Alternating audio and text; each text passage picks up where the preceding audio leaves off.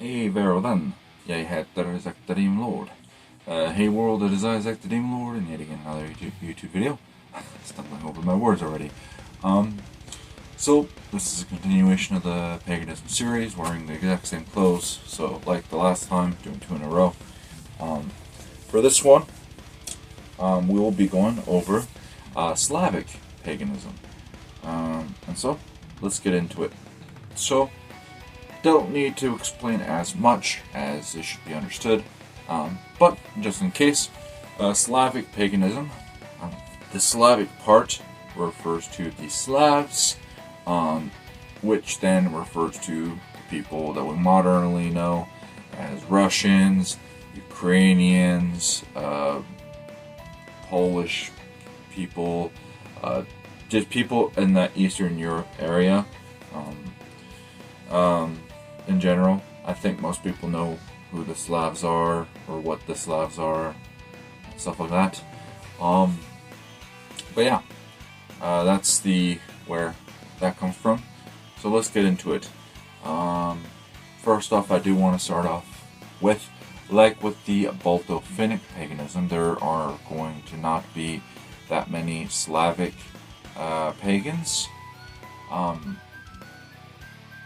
Now, it's not to say that there's not enough Slavic people here in the US, as there are quite a few.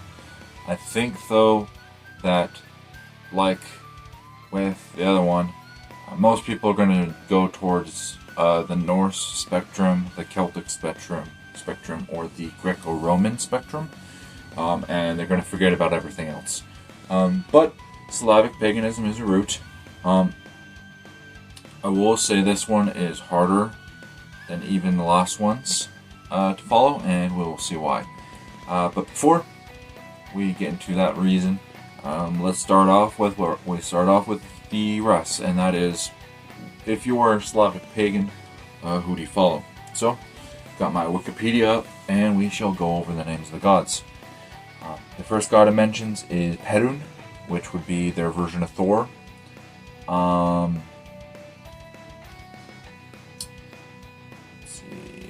I'm not going to read this all. The next one it brings up is a god named Veles, who they say in this is kind of their version of Hades, sort of a god of the underworld. Next god it brings up is, and I should mention I might butcher some of these names, Dashbog. See, it says they're like Apollo, but I don't know much about Apollo. Anyways, that's who it says they're similar to. The next one it brings up is Svarogits, who it says is like Hephaestus.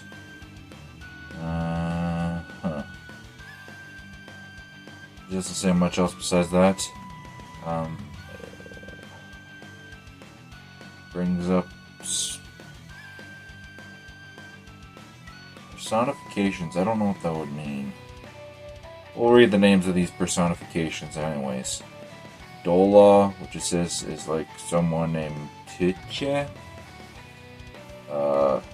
Matzemla, which is like something called Gaia. Rod,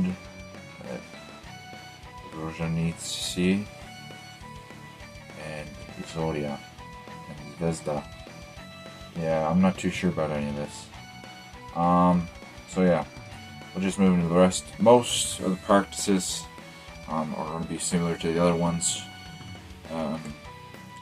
Probably offerings and stuff like that on an altar or in a forest. The big thing I want to mention with this one, we'll just go into what I do know. It's hard to get much information on it. Obviously, you can Wikipedia stuff. But as far as reading sources, they didn't have any of their own. It just mentions from other sources that are broader histories for people that aren't Slavs.